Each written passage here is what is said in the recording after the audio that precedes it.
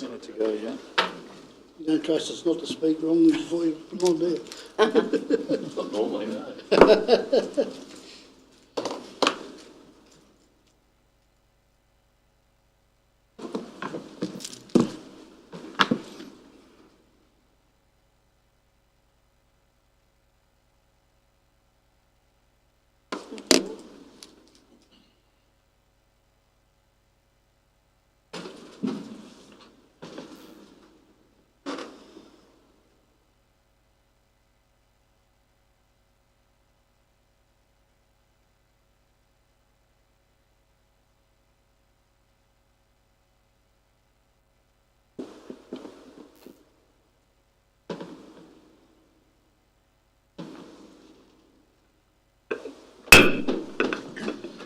Welcome everybody. I declare the meeting open and advise all present that the meeting will be digitally recorded in accordance with the council policy to record meetings of council to assist in the preparation of minutes and to allow streaming of council meetings. A reminder to those in attendance to ensure their mobile phones are switched to silent throughout the meeting, please. The Circular Head Council acknowledges the North West Tasmanian Aboriginal people as the traditional custodians of the country in which we stand, meet and play. We recognise their continuing connection to the land, waters and community. We pay respects to elders past, present and emerging. Attendance, we have a leave of absence approved from Deputy Mayor Annette Dawes, an apology from Councillor Popovski, who had an operation yesterday. Could please be upstanding for prayers.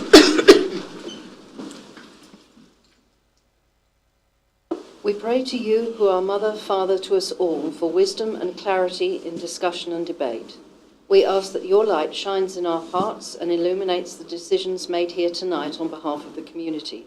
You who are one, although known by many names, and whose truths are expressed in many faiths.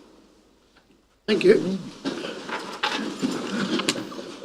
2.1, confirmation of the minutes of the meeting held Thursday 21 of September 2023. Have I a mover? So moved. Councillor Dabner, seconded Councillor Collins.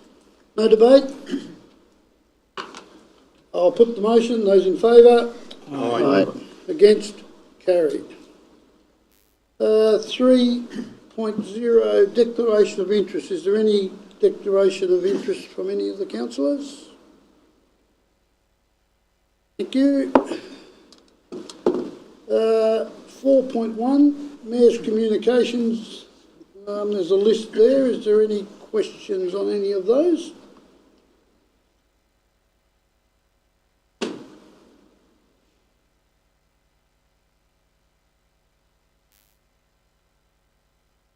Okay. Oh, sorry, Councillor Flowers. What was the development discussion with Prime Values? Yep. What was that? That was yesterday afternoon. They've very much an initial discussion on a possible development out along Anthony's Beach. Yep.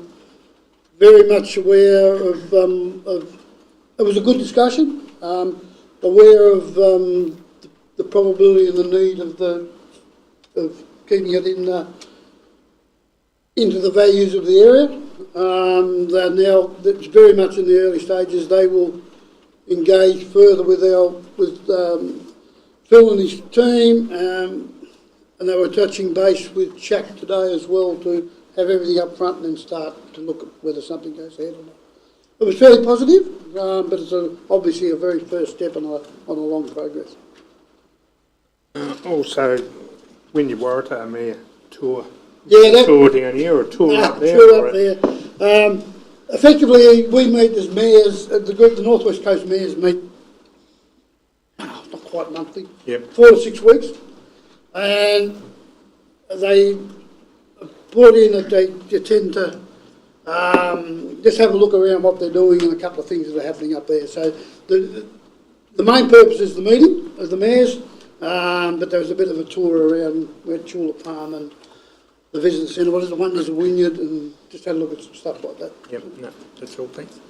Thank you. Councillor Hyman? Just a question on going back to the Prime discussion you had yesterday. Is that a revamp of what was originally sort of talked about with the Corrigan application? Or? No revamp as far as I'm concerned. It was a new group that have come forward with some ideas. So it'll be their ideas. It's not a revamp as far as I know. It's not built on sort of around that original. Not that I know of. No, there was the Corrigan one back in the day wasn't mentioned through the discussion. No. There was very much early stages to get an idea of what could or may happen or might be able to happen. They've got to go away and do some work now to see if it advances any further. With the discussion with Prime, were they made aware of our settlement strategy and how that will affect development in the future? We didn't discuss the settlement strategy, no.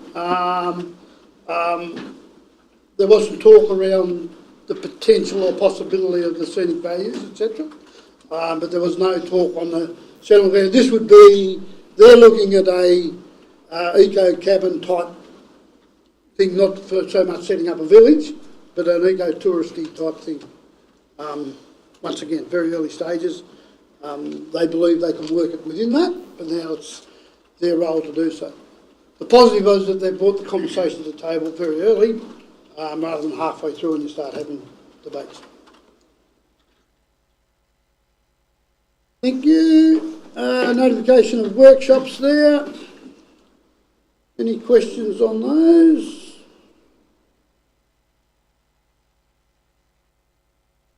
If not, could I have a mover and seconder that those they be noted, please? Thanks, Councillor Flowers. Seconded by Councillor Pilton. Thank you. Put the motion. Those in favour? Aye. Against? Carried. Right, we've got 5-1, there's nil. 5-2, in writing nil.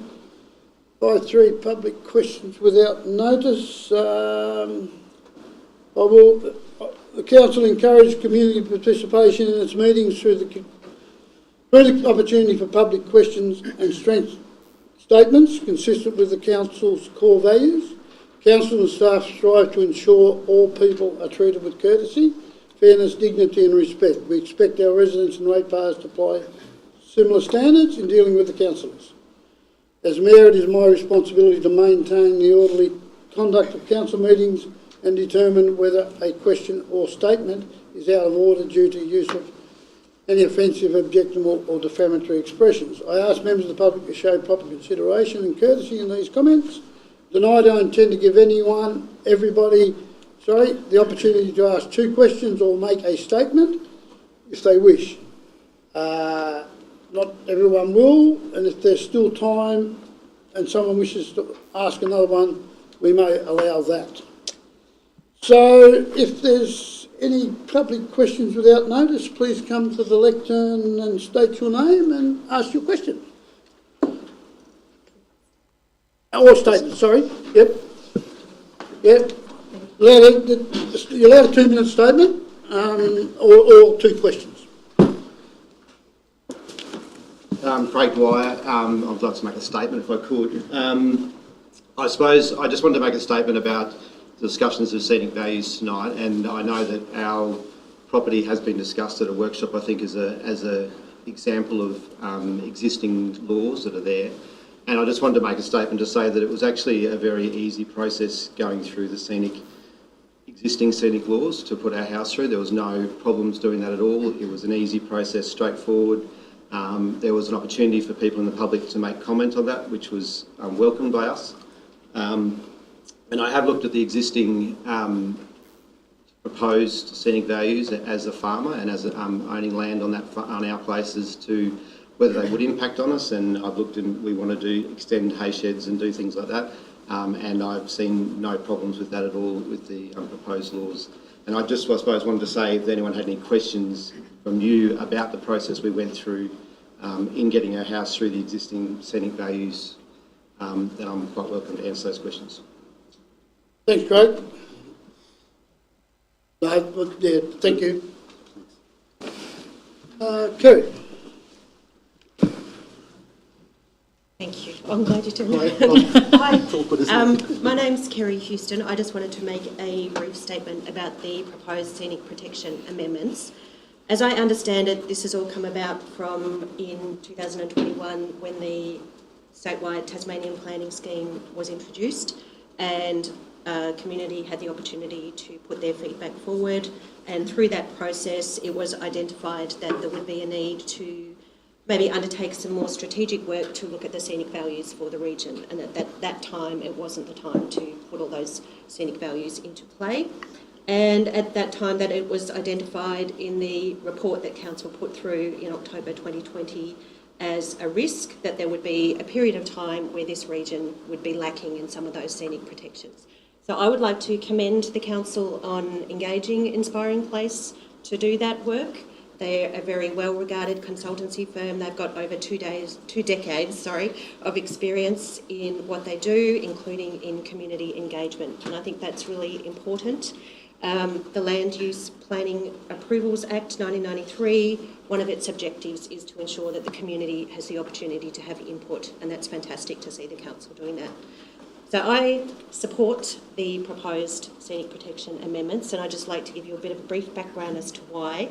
And I've moved to this area 5 years ago, bought a heritage property in Stanley, the old Bayview Hotel and the old billiard hall next door.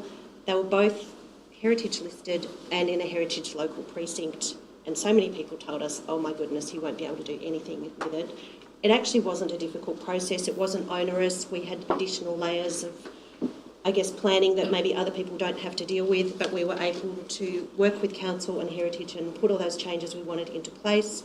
Since we've opened, we've reached heights that we didn't think were possible, and I don't think would have been possible had we done the same project in Hobart. And a large part of that, I believe, is the landscape and the location in which we're based. We've got Ship in Stanley. I don't think Ship in Hobart has quite the same ring to it. We've reached many state and national awards with Tourism Australia and the Australian Hotels Association.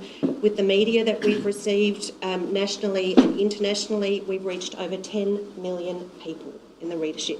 And that's a conservative estimate. And I believe a lot of that is due to the landscape that we have here. Tourism Tasmania recognises the importance of our landscape, and that's part of the T30 tourism strategy. And it's a very important area for our economic drivers for the state, and directly and indirectly contributes about $2.59 billion to Tasmania's gross state product.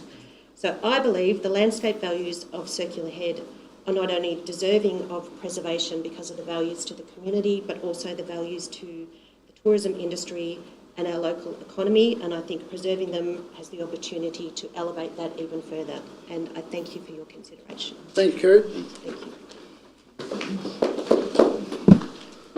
Any further questions / statements? Thank you. We'll move on. 6.3, I'll remind, 6.1, sorry, I'll remind Council this report is under the planning, so we're sitting as a planning authority through this process for this report. Phil. Okay, thank you, Mr Mayor. As we heard from the community, Inspiring Place have presented Council with a very detailed report and maps that provide the strategic justification for the boundaries of the scenic amenities plans to be adopted by Council. There's been a lot of interest in this topic, and rightly so, but I really don't know what all the fuss is about, because planners have been considering scenic values, since Lupa was established in 1993, and as many people have been successful in achieving better outcomes through the application of principles within the planning scheme to achieve those scenic amenities outcomes. What this code does is makes that process a little bit more formal by introducing a code which clearly outlines what the scenic values are and how and what the design response will be in relation to those values to ensure that the amazing landscape amenity of Circular Head is maintained. Circular Head's made up of a patchwork quilt of amazing landscape, coastal areas, rocky outcrops. You know, I've got the Nut, the Tarkine, Rocky Cape National Park, Arthur River, Marrawah. It's such a fantastic, diverse landscape, which we identified as our unique position in the world and which supports our lifestyle and values and visual associations about the place in which we live and people visit. I think we sometimes take for granted what we have, but there is pressure from development on all fronts that threaten to compromise some of these natural attributes that are contributing towards the image and identity of Circular Head. But planning is not wanting to prevent us from continuing to live off the land with agriculture and our industries, but it's quite the opposite. We want to protect it from, we want to protect our scenic values from that development so that we can ensure that the natural assets we have are going into the future and there is generational equity from those assets. The objectives of the Scenic Amenities project was it seeks to protect the landscape attributes widely regarded as important to the community, includes the protection of parts of the landscape which can be seen from prominent views and vistas, landscape features that are focal points, the large-scale icons and the small-scale combination of elements which contribute towards a sense of place, natural features and landform types that are characteristic of the region or the district that contribute towards its image and the Circular Head region, and cultural and historic landscape that are important to cultural groups and represent our history or heritage in a range of district settings. But the key issues relating to the management of scenic quality within the municipality relates to the loss of native vegetation, intrusion of development into important public views and vistas, plantation forestry, diminishing cultural landscape, climate change, and large-scale industrial and infrastructure development such as industrial sites, wind farms, transmission, power lines, major roads, fish farms, ports and communication towers. It doesn't mean we don't want some of those things, but the siting and how they relate to the visual amenities are particularly important.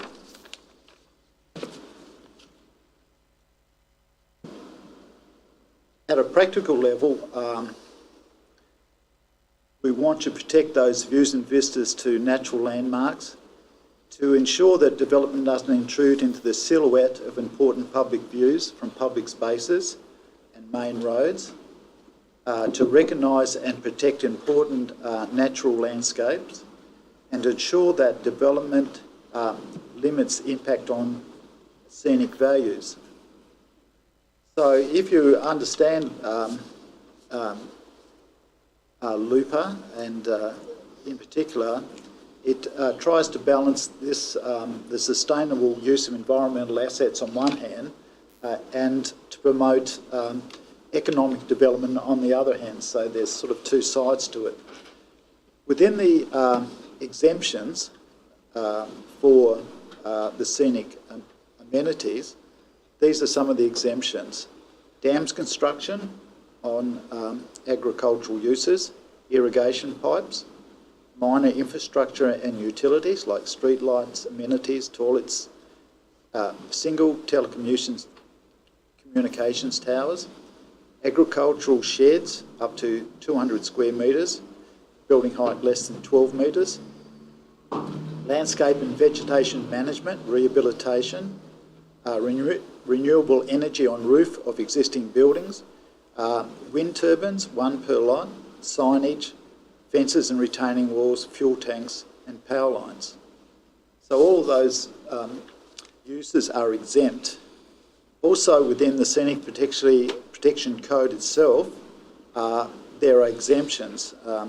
Planting or destruction of vegetation on existing pasture or crop production land, alterations to existing buildings and extensions, and development subject to the Telecommunications Code. So some of the practical opportunities for managing the scenic values include adoption, use of zones and code provisions within the Tasmanian planning scheme. So all of these principles and standards will appear on the planning scheme and be considered as one part of the planning process, or one layer of the planning process. The opportunities are the recognition of scenic values within the actions outlined in the management plan, the plan that has been presented to Council, and the maps. The requirements for landscape visual assessments for major projects, and establishing and supporting a collaborative arrangement with landowners to manage scenic values. So it's a collaborative process.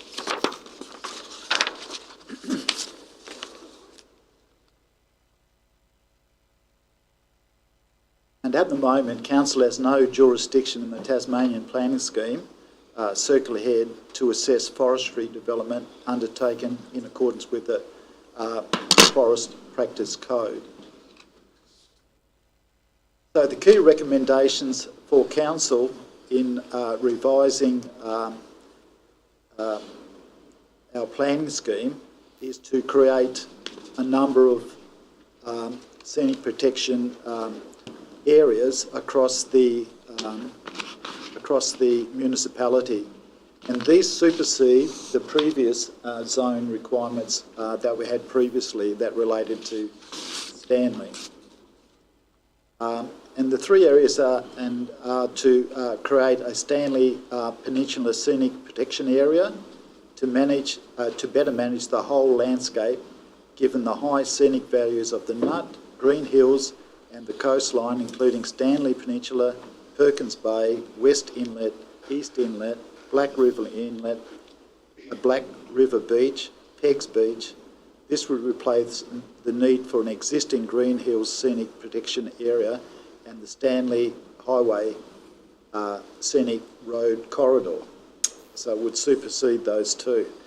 It would also create a Maroowa Scenic Protection Area to better manage the whole landscapes and replace the existing scenic road corridors along parts of Harkers Road and Greenpoint Road, create a new scenic protection area for the viewed area from Summit Lookout located off the Tarkine Drive, create a new scenic protection area for the coastal estuaries and islands between Cape Grim and Smithton, and create a new scenic protection area for the eastern gateway into the municipality located along the Bass Highway near Rocky Cape National Park.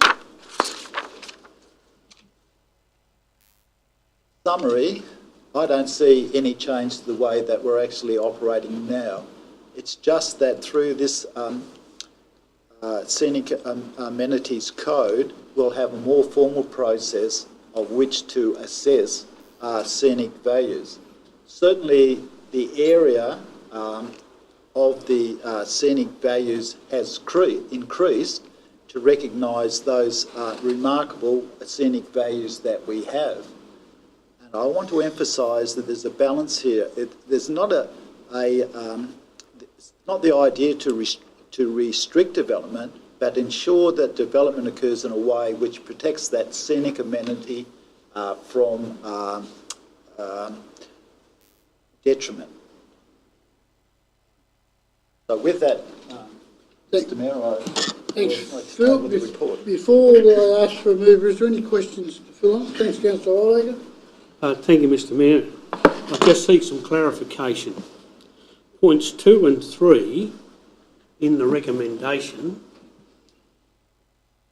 if that was to be knocked out by the Planning Commission, does those other corridors that if we happen to knock this out tonight, do they still remain or are they gone too? I have my offsider here, Dang, who has come in to provide these technical questions. Yeah, subject to the planning scheme amendment to include the fire scenic protection area in our planning scheme with provision schedule. The existing one, like the corridor or the scenic protection corridor, will be removed. And replaced by this one. Yeah, and replaced by the new one.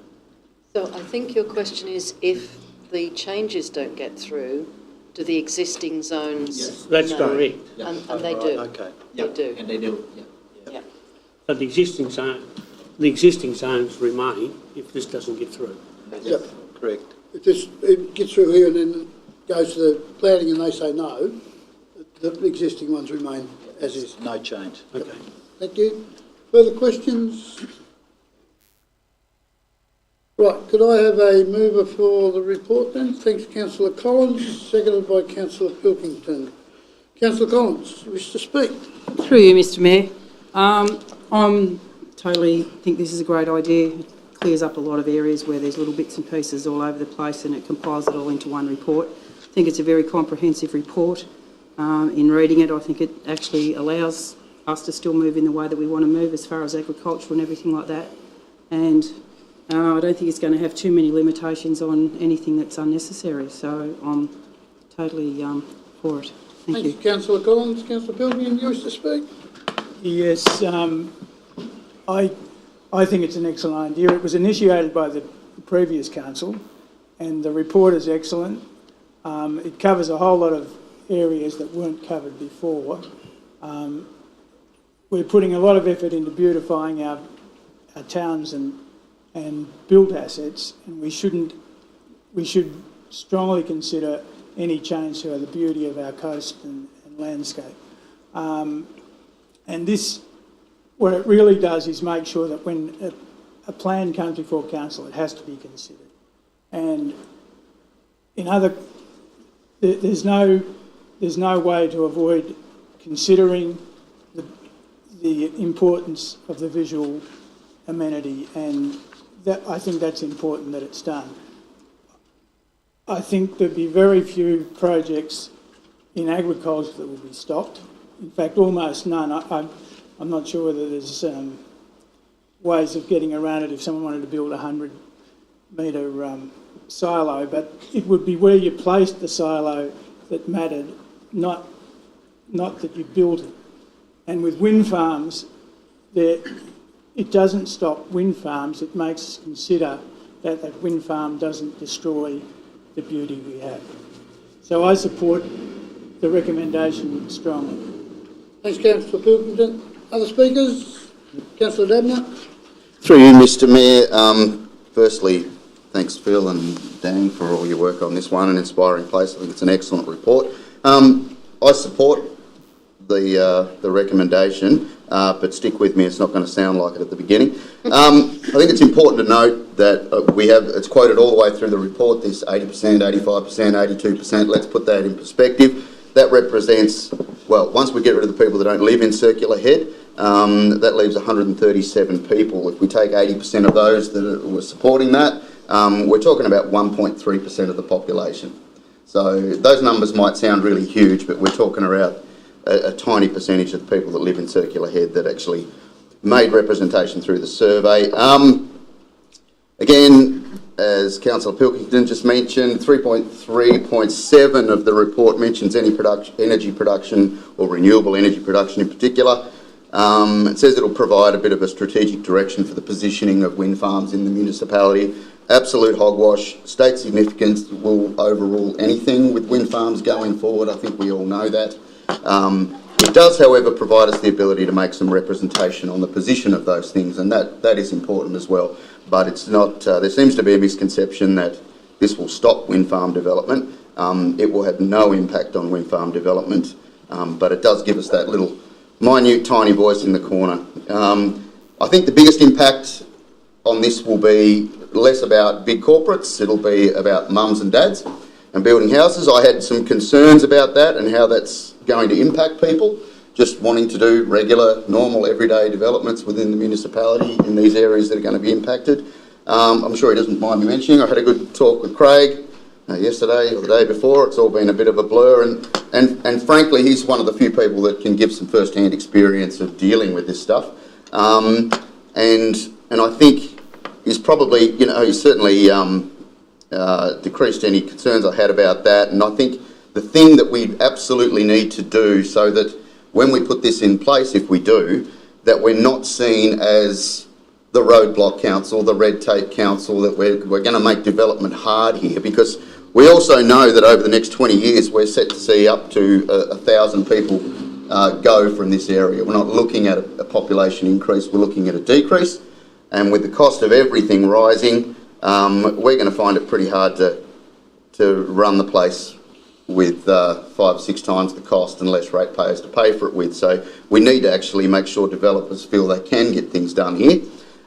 So with that in mind, I think it's also important that if we do this, that we make it very clear in our marketing or however we're going to do this, that people like Craig who are coming along and want to build a house on a hill come to us absolute first stop, and they're not drawing up plans and then coming to us and then we have to say, look, that's really not going to work there, and there's at the expense of going back to literally to the drawing board. I think it's important that we make sure that we head off that we're now the roadblock council for doing this, and I can assure you that's certainly getting talked about out there, and that we make it known that, no, look, all these things are workable, you just have to come to us first, and I think it's important to do that.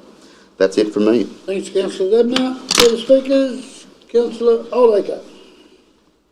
Thank you, Mr Mayor.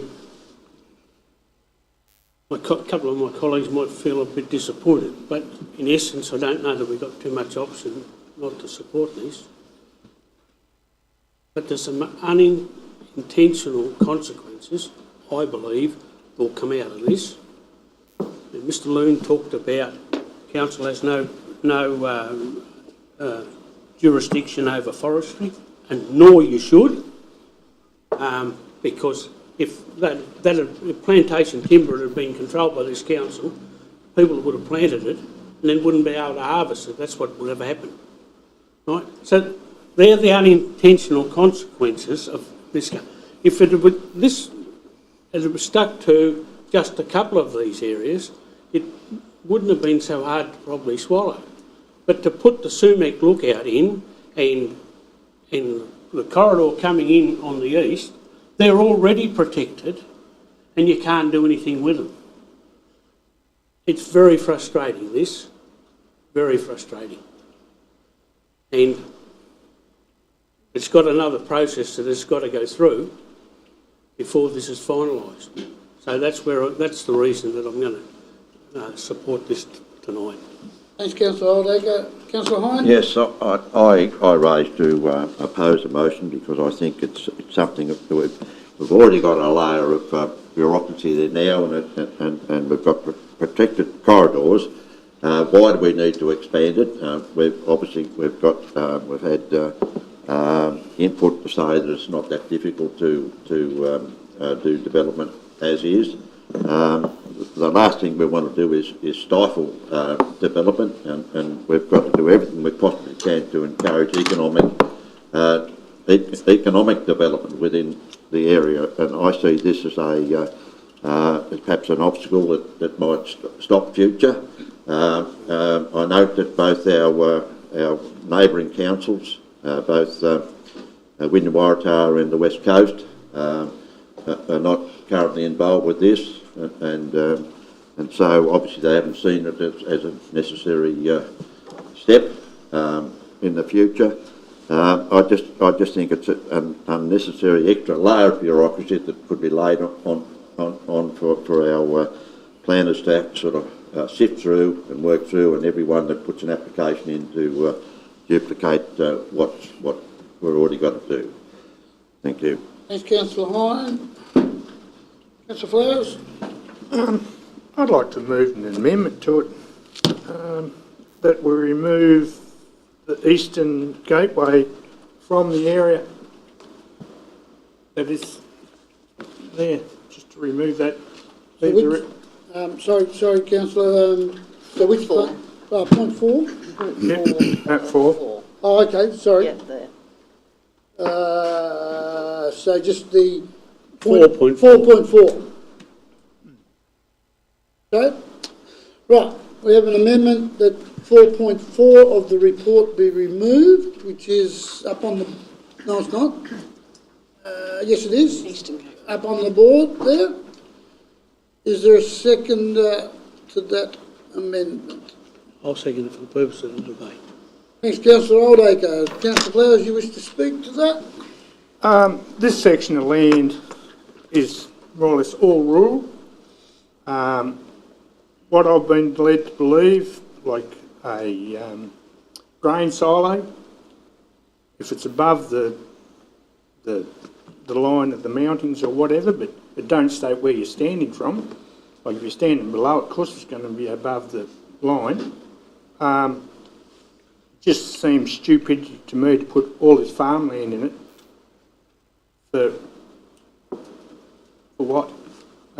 Very little advantage to anyone really, because it's all cleared land, it's all farmland. Like there's pivots there, there's people cropping there. Yeah, it's just general farm practices, and it restricts the the landowners on doing what they normally do from day to day. It just adds more red tape to it, and we're trying to cut back on red tape. All government departments reckon they're cutting back on red tape, and we're just creating more. Thanks, Councillor Flowers. Councillor Oldacre, you wish to speak? No. Any other speakers to the amendment? Councillor Pilkington? I'm going to speak against the amendment. I think if it was just the rural land, I'd agree with Rodney. But even then, we've just heard that most agricultural things are exempt from this protection. I mean, that silos or buildings up to 20 metres high are exempt, and most silos aren't 20 metres high. If they were, it wouldn't be a problem if it was placed with discussion with the council in a place that didn't affect the visual amenities. So I'm against the amendment. Any further speakers? I won't be supporting the amendment pretty much on Councillor Pilkington's word, but that gives you the opportunity, if there's one against, to speak again, Councillor Flowers, if you wish. It's in that it's even with tree lines. Like you plant a tree line or something like that, a windbreak, and they're going to grow more than your recommended height. But what are you going to do, go on and cut them back down again? Or yeah, it's all... All right, thank you. So we're now voting on the amendment, which is to remove 4.4, the Eastern Gateway. So I'll put those in favour of that amendment. Aye. Aye. Those against? Aye. The amendment's lost. We'll return to our original motion. I'll be supporting the motion on pretty much on the basis that it's been put forward to us by, I'm sure Craig won't mind, as a mum and dad type one that it can be handled. And whilst everyone wasn't privy to the discussions yesterday, it's also obvious to me that with proper discussion, development can occur and can occur properly. So I'll be supporting the motion. Right, I'll put the motion as is. Those in favour? Aye. Aye. Those against? Aye. Motion is carried. Thank you, people. We now return to our normal council. 7.1, responses, nothing there. 7.2 nil. Questions without notice, councillors. Councillor Oldacre. Yes, thank you, Mr Mayor, I have two questions. The first question is, I know there was a service request put in and we raised the matter at a workshop here about the Western Explorer Road. Have we had any feedback from the government? Just the name just went blank there. About the maintenance of that road, because as I said last week at a workshop, there was a truck had to be rescued, a drilling rig, and it took a fair bit of doing, and it was very lucky that a helicopter, and that occurred south of the Donaldson River. And there was a car over there in the same, and given that the poor phone service down that way made it very difficult for some people to get in and out of there. I don't know, Jim? James would have put that James, in, better than and we haven't had any response from DSG yet. Take on notice, Councillor Oleg, and we'll check with James. He would have been the one driving through with that, so we'll check with him and come back. Okay. Thank you. My second question is,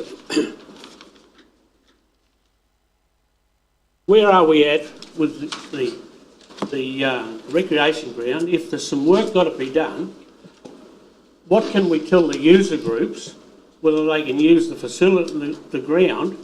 Because as it stands at the present time, they can't play cricket there. Yeah. Now, they have a right to know, this, you know, they've been paying money for the upkeep, they're not going to pay it if they can't use it. And we just want to know where we are with that process. Yep. There's a report coming, there's a late tender come in. There will be a report come to the November meeting, which will have the details in. So something's happening, and so the report come into the November council meeting about the repairing of the ground. Now, that doesn't quite answer your question, but that's about, there is something happening in this. Well, we can't let the user groups know anything.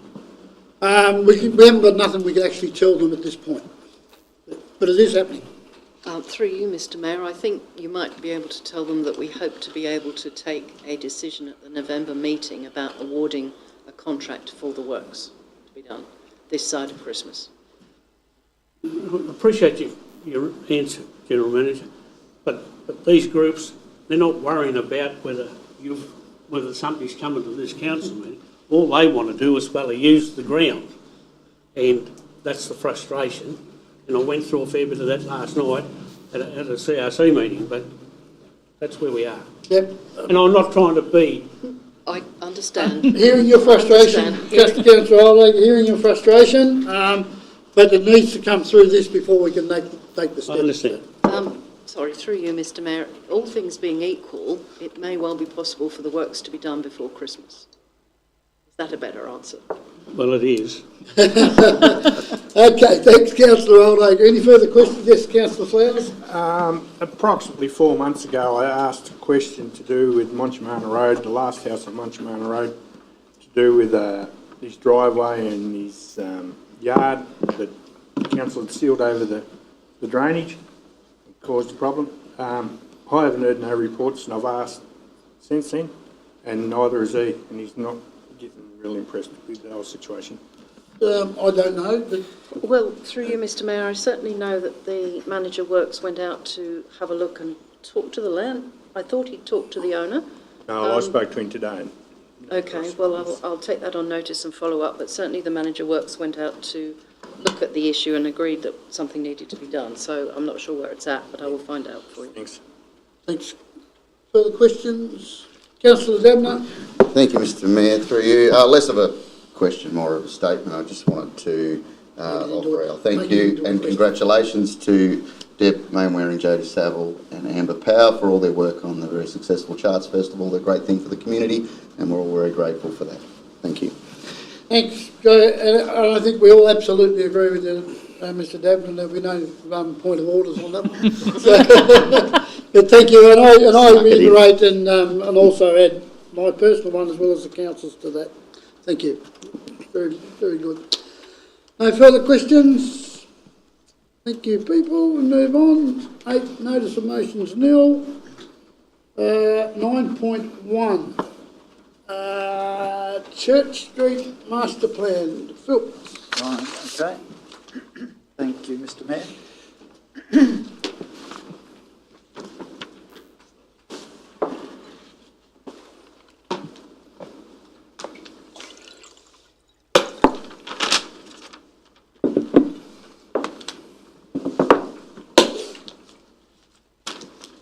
Well, Church Street Master Plan is coming to an end. It's been a very robust process. We've had the support of Jensen Plus, who have been working with Council to develop the report and consult with the community. And I think we have a very good report which is setting direction for Church Street's improvements to Church Street, and for Church Street to evolve into a new version of itself going forward, and offering a new layer of economic activity and enjoyment of people who visit Church Street. Stanley's coming up to 200 years of settlement, but Stanley is not a museum that merely reminds us of past events. The meaning associated with Stanley is not about bricks and mortar, it's about human interaction and experiences. Each generation needs to be able to put its stamp on a place and to add new layers of activity and development that brings meaning associated with the place. In other words, it's important that Stanley doesn't stagnate and not evolve into the place that it could become.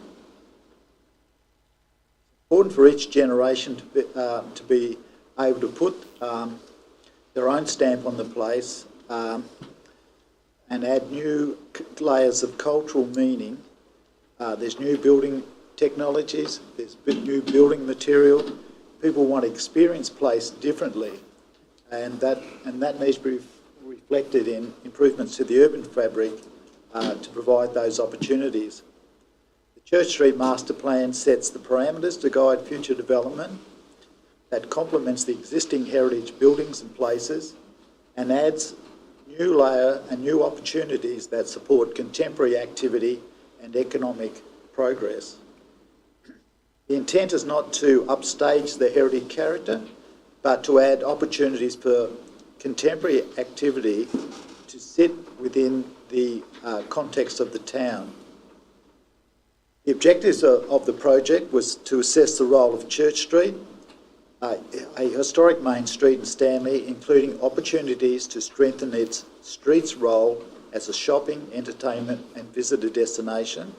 2, to identify issues, opportunities and preferred development patterns to make the street more attractive and comfortable destination. To develop urban design objectives, concepts and options that relate to design themes for street, as well as specific segments and places. Prepare an implementation plan for staged incremental improvements over time that will inform capital works budget priorities. Informing the master plan was genuine community and stakeholder engagement, which was central to our approach. 80% supported the vision, strongly supported the vision. 77% strongly supported placemaking approach. 76% supported Church Street Village Heart concept between the Town Hall and the southern shops. 77 supported the concept design for Church Street North. 73% strongly supported Church Street South concepts. 87% supported the Marine Park concept. 79% supported material choice with colours that complement heritage character. And 81 supported the use of native plants and trees. However, the number of trees and the grouping of trees was roughly 50-50 in terms of whether people liked trees or didn't like trees. And I can understand why too many trees would actually hamper views to the heritage facades. And so there was a thinning out of trees and grouping of trees which actually minimised and protected those heritage views. So in summary with that, there's a high level of support for concepts, a high level of support for a place-based approach, high level of support for the improvements recommended in the document, a high level of support for more space and amenities in the street for people to enjoy. Now, in the plan, there's no net loss of car parking. There is a consolidation of car parking close to the main street to allow for the extension of footpaths and places for people to sit and enjoy a wider space, particularly adjacent to the shops. If you plan for cars, you'll get cars. If you plan for people, you'll get people. And at some point in time, this idea is going to increasingly come across to council about transforming some of these places from cars, the functional use of cars, to places that people can sit, enjoy, and gravitate to a sense of community. Now, in summary, a lot of work has gone into this plan, and there's a high level of community support. And to get people more accustomed or attuned to this idea of people, places and spaces, Council has been proactive in securing a $15,000 grant from the Department of State Growth to establish a pop-up, which is a, how would you describe it, a parklet, where people can sit and enjoy the amenities, umbrellas, tables, that sort of thing, in Stanley. It's opposite the fish and chip shop in that vicinity. I think 3 car parking spaces have been taken out to allow the parklet to settle, but a lot more people will be able to enjoy that space because of the amenities created. Let's see what the community say about the trial. Let's see what they say about the opportunity to gather and socialise and enjoy the amenities in a more comfortable environment in Stanley. Certainly, the Church Street Master Plan places council in a good position to apply for grants in the future for the recommended upgrades to the infrastructure and the streets and their landscape plantings and so forth. Thank you, Mr. Mayor. Thanks, Phil. Before I ask the remover, is there any questions to Phil? Councillor Hine? Yes. Is there any forward planning been done as far as what the annual depreciation cost might be for future work that's planned and so on, as far as how that adds and that extends to our council financials? Yes. So, thank you for that question. We have done some preliminary costings on the depreciation. I don't have the figures off the top of my head, but it's those figures have been done as a basis to get this project within the council's budget process. I think we can make those figures available to you if you're interested. But yes, we are working on doing just as you say. Next question. Yep. You mentioned there's no net effect as far as car parking concerned, but it does concern me that the car parking proposal of putting parking cars in Victoria Street with a very steep incline from the bottom to the top. So if you're putting cars on the side, it's going to be very difficult. How much research has been gone into looking at alternative and a better parking options alongside Church Street further up? Well, Victoria Street is only one of the car parking options available in the plan. There is Church Street North, and there is still parallel parking along Church Street. Some car parking is removed directly outside of the shops to Church Street to the south because there's been a widening of the footpath and there's one-way traffic configuration around there. So there are options for people to park, where they want, although more space has now been turned over for people, places and spaces. I don't think there's a shortage of parking in Stanley. And I think the plan itself is a reasonable response to balancing out the needs of people and cars. At some point in time, like everywhere, we'll need to consider that not everyone can park directly outside the shop that they want to visit. You have to get out of your car and walk along the street. Not everybody wants to do that. No, Not everyone's capable of doing that. but the disabled parking, and that's another matter. We can incorporate that into our plans as well. But the idea is to get some activity on the street, and people are bumping into one another on the street, as opposed to a very functional approach which we have today. Not very many kids, seem to populate, Church Street. They would if we had places and spaces for them. Young people in particular, they're the people that are going to spend money and fuel economic activity. So, and that's a plus for the businesses.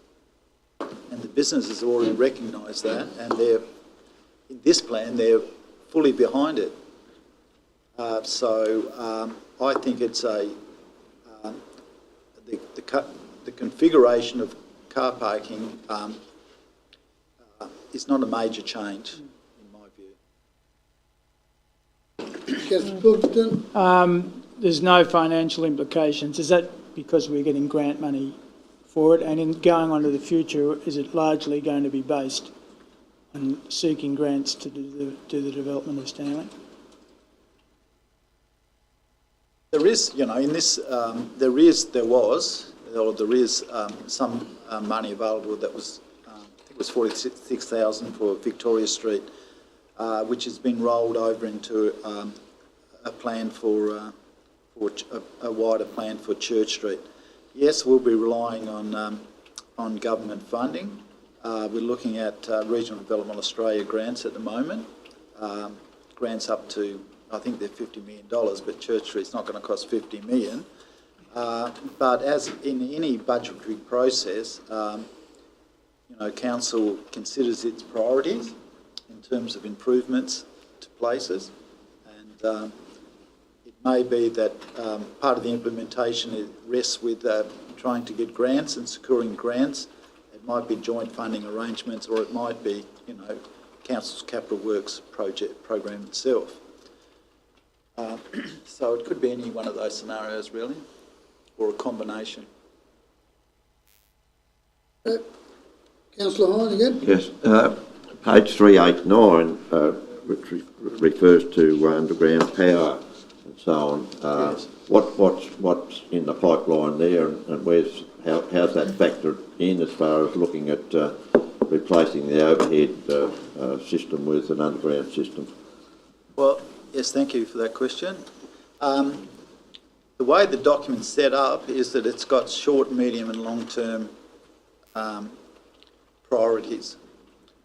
Some of the projects are short-term and things we should do now, and they may be funded out of Council's capital works program, for example. Undergrounding power lines is aspirational, and it's a long-term consideration. At this stage, it will probably, the undergrounding of power lines will probably be triggered when the power poles need to be replaced. I think will be a time when would provide an opportunity to look at those alternatives. But there's, having said that, if grant monies were to become available, and that was considered a high priority within the projects, then we'd certainly see the benefits of undergrounding power. But that's not likely to happen in the short term, I don't think. But in determining those priorities, we've got to actually do things in the right stages. So there might be, in the program, there might be a stage where we need to underground the power lines to allow other things to happen. So That's a staged approach. There's short-term, medium-term and long-term projects. And at this stage, the undergrounding of the power lines is probably more in the long-term range. Councillor Flowers? Underground power lines would be one of your first objective, I would say, because it's pointless finishing the job and then coming along and digging it up 5 years later and putting the power underground. Like, you put your services in before you put your infrastructure on top. Yeah, no, I agree with that, and that's something that we'll have to, that will factor in the staging, but it's also factored into the funding.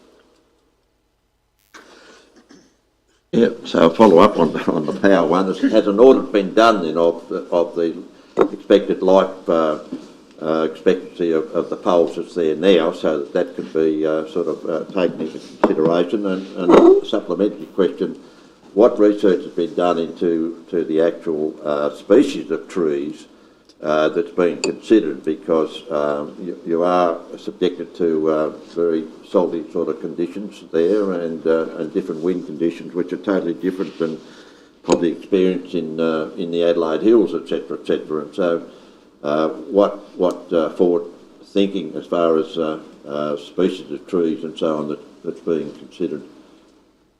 Right. What was the first part of that question again? Has an audit been done? You said on the pole, life of the poles. So the next stage in this project is to develop detailed plans for the whole of the Church Street project. It'll be done in stages, and so we're looking at, council needs to look at funding a detailed design and looking at all the location of all the infrastructure and services, and doing that detailed design for the various projects in the right order.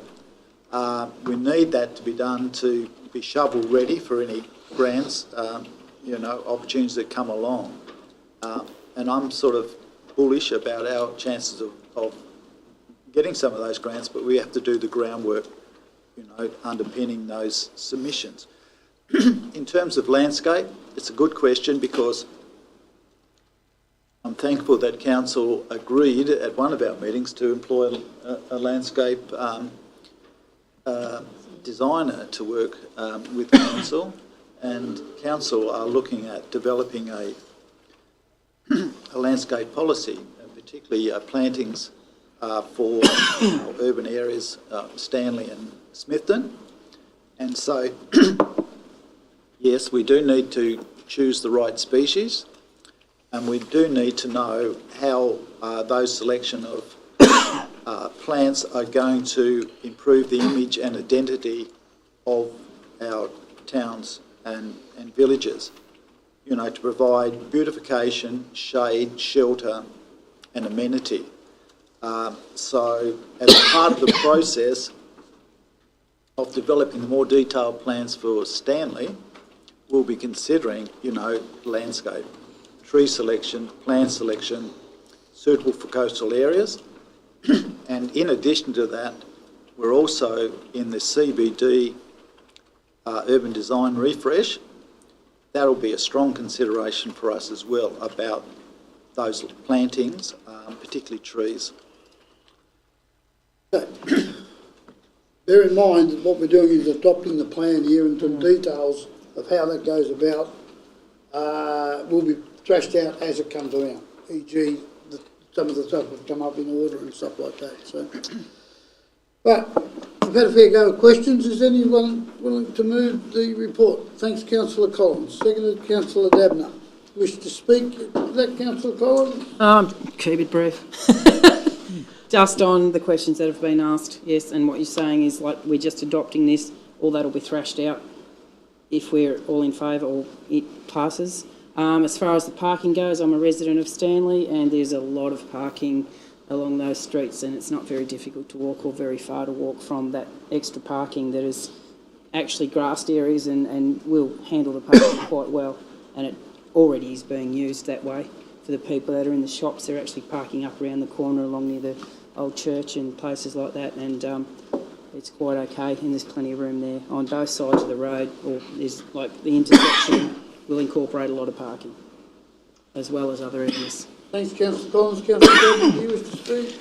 I do. Once again, thank you, Phil, and the team at Jensen Plus for their work. I think the consultation process was probably second to none. It was very inclusive and very enjoyable for everybody that went along to it. As I alluded to there before, we do have a population problem here, and we do need to attract new people to the region. The way we're going to do that is through change, and I think part of the problem we've got here is we've had extraordinarily little amount of change over the last probably 50 to 70 years in this municipality, and that's exactly why we're here now. People want to live in Stanley. We can see that with the new subdivision developments there, and but we don't just want them to live in Stanley, we want them to work and thrive in Stanley. As Phil said, Stanley is not a museum, and if we classify it as such, we're killing it eventually. We want to attract new people to the region. We do that through a number of different ways. One of those is tourism. Creating beautiful towns attracts people. Visitors turn into residents. Residents turn into ratepayers, and that's something we really need to achieve here. And I think through projects like this and the Smithton one that we're also talking about, that's the way forward for this municipality, and it's time for changes like this to occur. Thanks, Councillor Debner. Further speakers? Councillor Oldacre. Thank you, Mr Mayor. I'm going to support this process because it's been through a process to this point in time. There is some things that we need to be very mindful of. And there were some questions asked around the table a few minutes ago that probably didn't quite get the answer that I might have thought we was going to get. But the financial side of things is front and centre as to what it's going to cost, because at the end of the day, the depreciation schedule will affect our bottom line. And there's no question of that. The people I've talked to from over at Stanley who went along to the initial workshop, if that's what you want to call it, were all quite impressed with what took place. And so they've come to me and said they didn't see a problem with some of those things. At the end of the day, it's what it's going to cost and where that's... Because what we're asking is that cost has got to be borne by the whole community. Right? So got to be just a bit mindful. And the depreciation schedule, you know what depreciation, it's been here long enough, 12 months, to know what depreciation should be. Those that's on the first year. So that's the reason. But I'm going to support it, but I'll raise those flags. Thanks, Councillor Oldacre. Any further speakers? I'll be supporting it, and I don't disagree with your comments, Councillor Oldacre. Bearing in mind, though, it's a staged approach, and we can manage that through that approach and how we go about it going forward from there, if it's successful.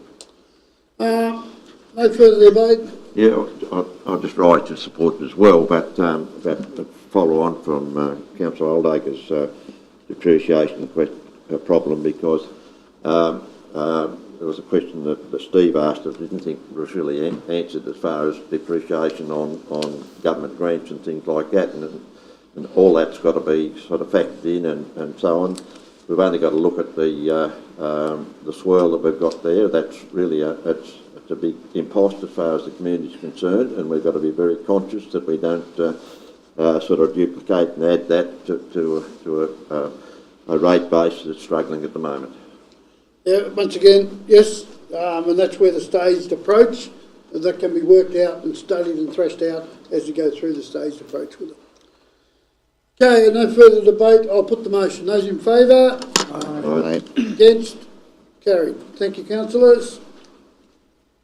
Senior Manager's report. Thank you, Mr Mayor. The one thing I really wanted to draw to your attention has actually already been mentioned by councillors, but I really want to commend the community team on the Charts Festival. It has, as you all know, grown over the last few years, but I think this year was really amazing, and it was outstanding, and it is a credit to the team who put a heck of a lot of work into this. Here, here. Well done. Thank you, Councillor kind words, but I just would like to recognise Jodie. She actually is she has the vision, and she's the driver, and Amber and I are passengers, and willing passengers, and also I'd just like to acknowledge the volunteers that came on board this year as well. We had a number of different activities and things and exhibitions that wouldn't have occurred if we didn't have people put their hand up to help us out. So we're really grateful for that. So thanks very much. Thanks, Deb. And I think we all obviously echo the words of the General Manager, and I appreciate your mentioning of Jodie as well. Any questions to the General Manager on her report? If not, could I have a mover and a seconder? We note that, please. Councillor Dabner, thank you. Councillor Flowers, thank you. Put the motion. Those in favour? Aye. Against? Carried. 9.4. Review. No, sorry, Duncan. I got rid of you real quick, mate. 9.3. Financials, Duncan. You've got to save questions on you, mate. Thank you, Mr Mayor. Yes, I'd like to present the financial report for the period ending 30th of September 2023. For the month, Council didn't receive any applications for the first homeowners grant, but there has been 4 in total for the year to date. In regards to expenditure, expenses are tracking to date for the budget to date and year to date. We'll make a special mention of depreciation, that's right on track as well. Council is a little bit behind on grant income at the moment, just some timing differences and some applications in for grant, so they'll come through within time. Close the month off with net assets of some $270 million.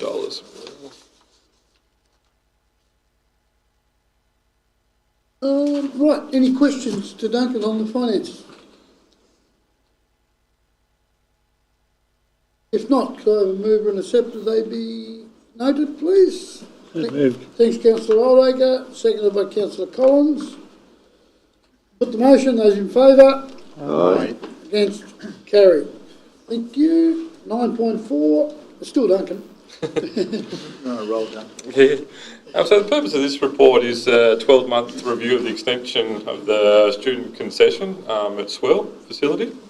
So during the 12-month period, a total of 4,768 visits have been recorded for students under the age of 16. The largest monthly visit recorded was in January, where 848 students took advantage of the free entry. The overall cost was estimated to be $66,000, which was a loss in income and also increased expenditure that was needed at the facility for those visits. In conclusion, it definitely has activated the facility and has increased casual pool visits, but it's also resulted in swim school and family memberships being cancelled to utilise those free entries. It is therefore recommended that free entry to Swell for students under 16 does not continue. Thank you, Duncan. Questions before I ask for a mover or seconder? If not, is there a mover for the report? I moved. Thanks, Councillor Oldacre. Seconder? Councillor Debner. You wish to speak, Councillor Oldacre? Yeah, thank you, Mr Mayor. It was worth having the trial to see where this data was going to go. Yes, but every time you put something for free, in today's society, somebody else is paying. And, you know, there's been less memberships down there partly because of this. And so therefore, I think it's time that, you know, even if you they had to think about, like, the paying part, if you might alter the student fee backwards a bit, if that helps it. But other than that, and I don't want to put that in the motion, but it's something for somebody to think about, and so then I call on the council to support it. Thanks, Councillor Oldacre.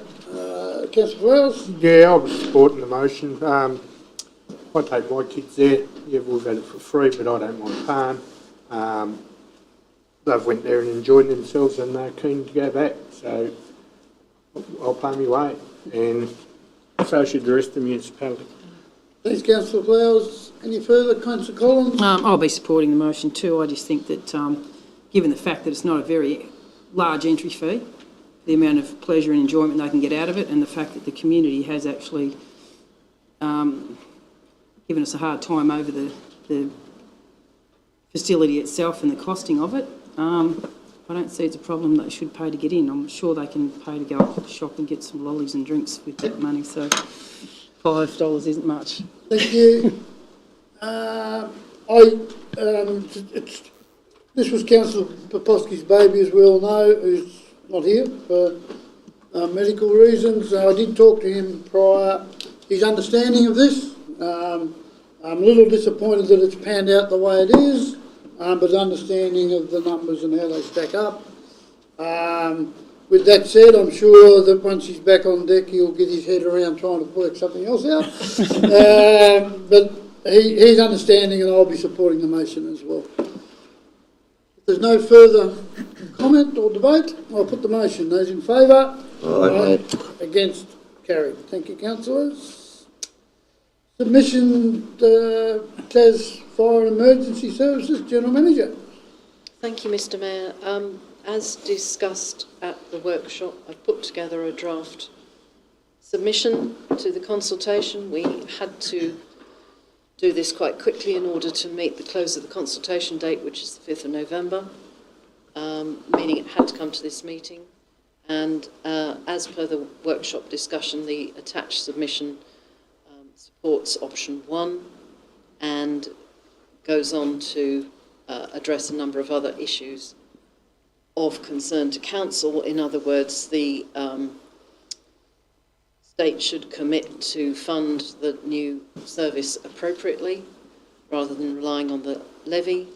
The state should not be able to divert levy funds to other areas of the state budget. Councils currently receive a 4% administration fee to manage the levy collection. It's important that that still continues.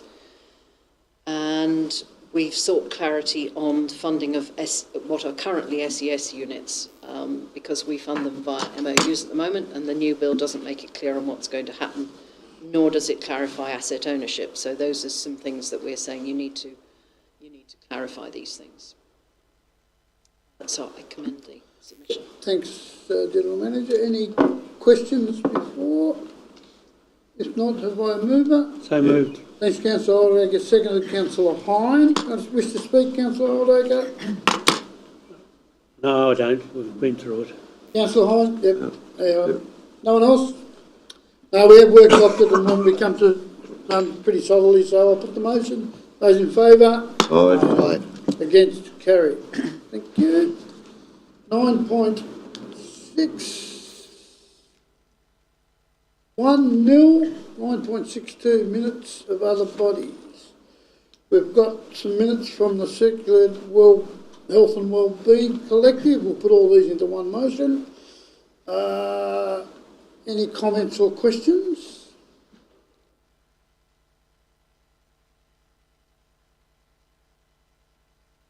We've got some minutes on the Tarkine Coast Progress Group. Comments or questions?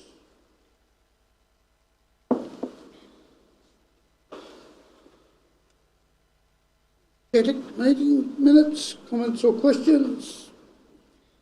Actually, there's two lots of CHETICs, August and September's.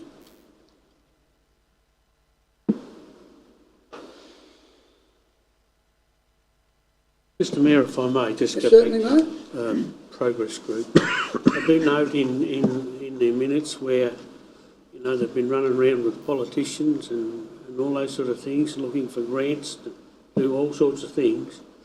I just ask you to make note of that, and you need to sort of tell them what I told the CRC last night. It has been indicated to them, Councillor Oldacre, that both sides of Parliament have been talked to and asked for council confirmation on any of this sort of stuff. So that indication has certainly been made, and more than happy when the time does hit the road to reinforce that strongly. So thank you. If there's no further questions or comment, we've got 9.6.2, all those minutes. Can I have a mover? So moved. Thanks, councillor Oldacre, seconded councillor Dabner. I'll put the motion that those minutes be noted. Those in favour? Aye. Against, carried. Now I need a recommendation resolved by absolute majority that the matters be dealt with in closed meeting. Councillor Goodden, seconded councillor Oldacre. Put the motion. Those in favour? Aye. Against, carried. And now I need another motion to close, by absolute majority, to close the public meeting. So moved. Thanks, councillor Hine. Seconded councillor Flowers. Put the motion. Those in favour? Aye. Against, carried.